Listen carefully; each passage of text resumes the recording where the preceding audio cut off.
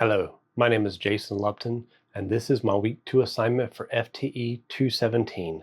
Today's date is November 6, 2025. So our first number is going to be number 17, and that is going to be our buffer. That's this piece here. So in the cycle of operations, this is usually engaged in the unlocking.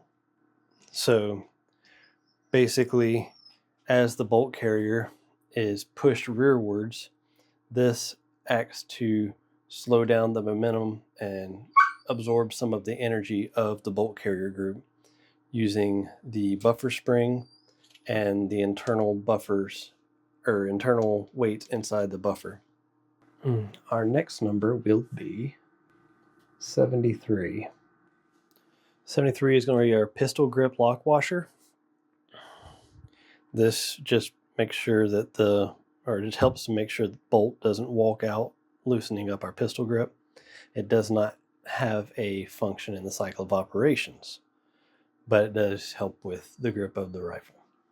Next, number 36. So 36 is our ejection port cover pin, and this allows the ejection port cover to roll open when the bolt carrier group passes by. So it can either be closed when you take your first shot, it'll automatically flop open. But this is the pin that goes right here. Next, number 20. 20 is our buffer spring. We already talked about our buffer, but our buffer spring takes up some of the energy from the bolt carrier group flying backwards after the round is fired. So that would be in the unlocking phase. And I guess the cocking phase. So as the bolt carrier group passes over, the hammer is going to reset into our sear on the trigger and the disconnect. All right, one more. 75 is our pivot pin, and this is going to be this pin here. Again, it has no function in the cycle of operations, but aids in takedown of the rifle for cleaning, maintenance, removing misfires, things like that. 89. Did we do that one already? 89. Oh, no, 89 is our selector. So our selector, once again, does not have a designated function in the cycle of operations, but it does allow the trigger to be depressed and to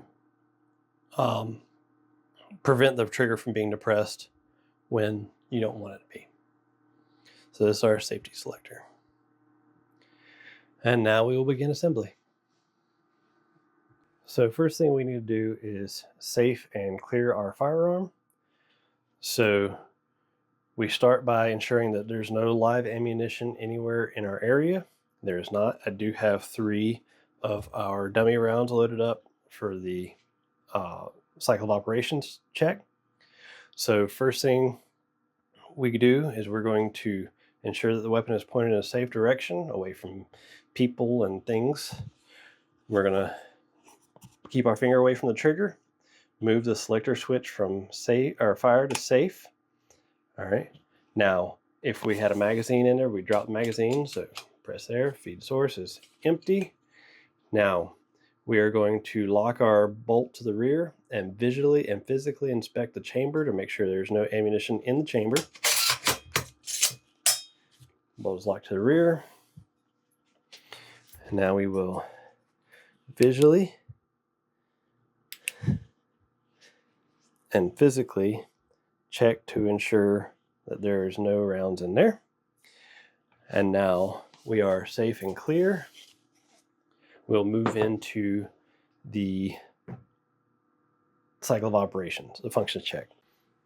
All right, now for the cycle of operations, we are going to load up our 3 dummy rounds. and go through to make sure that we're performing the necessary functions. So with our bolt locked to the rear, pull our charging handle. Now we're going to move into the feeding process. So right now, our dummy round is feeding into the chamber. So now with the bullet in place, we are chambered. That's the chambering sequence. And then we're locking.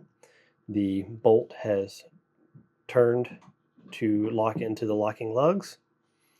And then we move into the firing sequence. So we're going to move our selector lever from safe to fire. We're going to pull the trigger and hold it back to the rear. And we're going to test the disconnect while we're at it. So now the firing sequence has happened in the cycle of operations. So now we are going to unlock, extract, eject, and cock all in the same sequence. It's a little bit difficult to do, so I'm just going to be doing it fast. So it will be unlock, extract, eject, and then when the bolt carrier group came over the hammer, it pushed it down into the disconnect, locking it. And then we will push another round into the chamber. So feeding, chambering, locking, and then we'll test our disconnect. So now the hammer is going to move from the disconnect to the sear. All right, we've got a good disconnect there. And we can go back through it again one more time.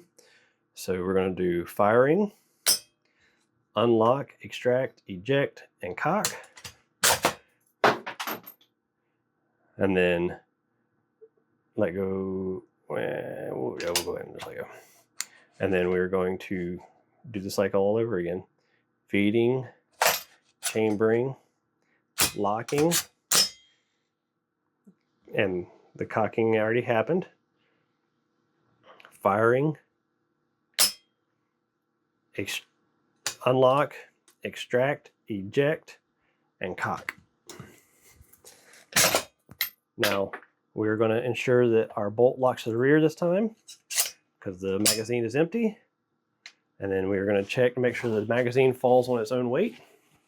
And it does. We're going to put our weapon on safe. And that is the cycle of operations for the LR-308.